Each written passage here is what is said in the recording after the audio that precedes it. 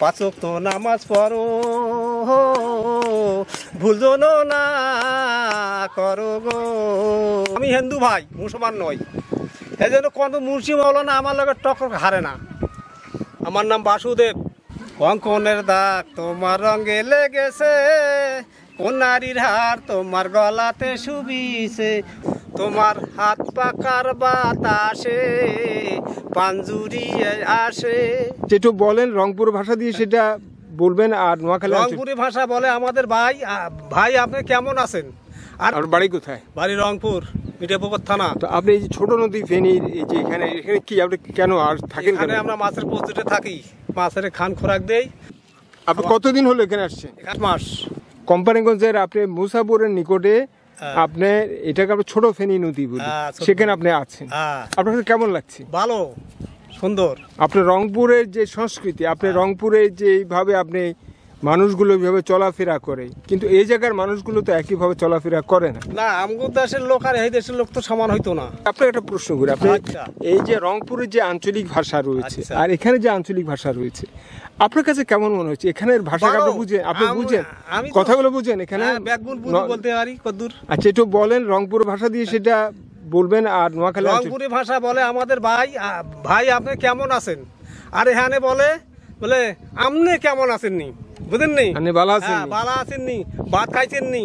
হ্যাঁ, ভাত খাইতেন নি? এইগুন আমাদের ভাষা, রংপুরের ভাষা তো আর এগুন বলবো না। আমার দেশের মাইয়া পোলারা হলে হয়তো কিছু হাসাহাসি করবো। হ্যাঁ, আপনারা বলায়, আমার টোয়ায়, এইগুন কথাই এখানে। আর আমাদের দেশে তো এই বলবো না। এখানে আসার পর আর গেছেন, আপনার বাড়িতে গেছেন? গেছিলাম মাঝে মাঝে ছুটি হাজদিন কাল্লাই। তো আপনি যখন এখানকার ভাষা আপনার পরিবারে যারা রয়েছে, আপনি বলি হারা বোঝে না, বুঝে না, কেউ বুঝে না, বোঝে না, বাকি দিলে বোঝে, হাসাহাসি করে শুনি আসবো যে তুমি এটা কি বলছো। আবার কি বলে এখন, কি বলে? আচ্ছা, আপনি তো গান করেন নাকি? গান তো করি না আমি, আর কি মনের উল্লাসে আর কি 2-4 গে হয়তো বলি। আচ্ছা, একটা গান আপনি বলেন। হ্যাঁ, বলতেছি। তোমার হাত পাকার বাতাসে পাঞ্জুরি আসে, কিছু সময় আরো তুমি থাকো আমার পাশে, থাকো আমার পাশে। যখন কুপি জ্বলা রাতে আমার খালার গরম ভাতে, পুঁটি মাছের ঝোল তুলে দাও তুমি আপন হাতে। মনটায় আমার স্বপ্ন হয়ে চাঁদের খেয়ায় ভাসে, চাঁদের খেয়ায় ভাসে। আমার ছোট ভাঙ্গা ঘরে কেন চাঁদের আলো জ্বলে, ঘুমেও যখন মাথার কে আমার বুকের পরে। মনটায় আমার স্বপ্ন হয়ে চাঁদের খেয়ায় ভাসে, চাঁদের খেয়ায় ভাসে। আপনি তো চমৎকার গান করলেন। এই গান আপনি যে করলেন কোথা থেকে শিখেছেন? আরে কোথায় শিখে লাগবো, যখন বয়স হয় তখন আপনি গান কল করবে তো আইয়া পারে, বুঝলি? রংপুরের একটা আঞ্চলিক গান করেন যেটি জনপ্রিয়, এটা করেন। আজি ফান্দে পরি বাগা কান্দে রে, উড়িয়া যায় রে চকুয়ারে পঙ্খী, হায় রে কথা বলে ঠারে, পরে তোমার বাগা বন্দিরে হইছে দলা নদীর পারে রে, বাগা ফান্দে পরি কান্দে রে, কান্দিয়া কাটিয়া রে বগি করে হারে হায়, ওরে ভাষায় আছে 2টি রে ভাষা, আর বিনে মরে রে, বগাক দেখিয়া বগি কান্দে রে।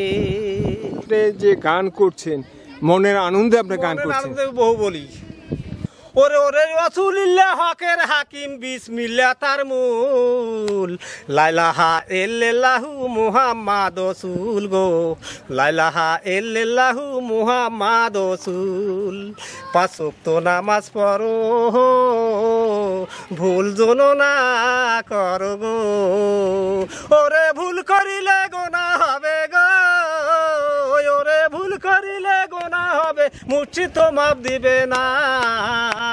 মাসির মতো কি জগতে পয়দা আছে, মানুষ বলো ভাবে যারা মানুষ বলো ভাবে, মারো পথে শরীয়তে হকিকতে তরিকতে আসুলিল্লাহ বিচারপতি গো, ওই ওরে রাসূলুল্লাহ হকের হাকিম বিসমিল্লাহ তার মূল, লা ইলাহা ইল্লাল্লাহু মুহাম্মাদ রাসূল। পাঁচ ওয়াক্ত নামাজ পড়ো, ভুল যেন না করো গো, ওরে ভুল করিলে গোনা হবে গো, ওরে ভুল করিলে গোনা হবে, মুর্শিদ তো মাপ দেবে না। মানুষের মতো কি জগতে পয়দা আছে, মানুষ বলো ভাবে যারা মানুষ বলো ভাবে। আমি হিন্দু ভাই, মুসলমান নই, এই জন্য কোনো মুর্শিদ মৌলানা আমার লগে টক্কর হারে না। হেরা যেটা ধরে তার উদ্দে আমি বলি, কঙ্কনের দাগ তোমার রঙে লেগেছে, কোন নারীর হার তোমার গলাতে শুবিছে, উলু উলুয়া কি শাড়ি পরা দেখি, সিঁদুর লেগেছে কপালে, গত নিশি কোথায় ছিলি, আমার নিটুর কালিয়া সোনারে, গত নিশি কোথায় ছিলি। এই যে গ্রাম বাংলার এই যে আপনাকে আমরা খুঁজে পেলাম, একটি গ্রামের প্রত্যন্ত অঞ্চলে মুসাপুরে এসে আপনি বাসুদেবকে আমরা খুঁজে পেয়েছি।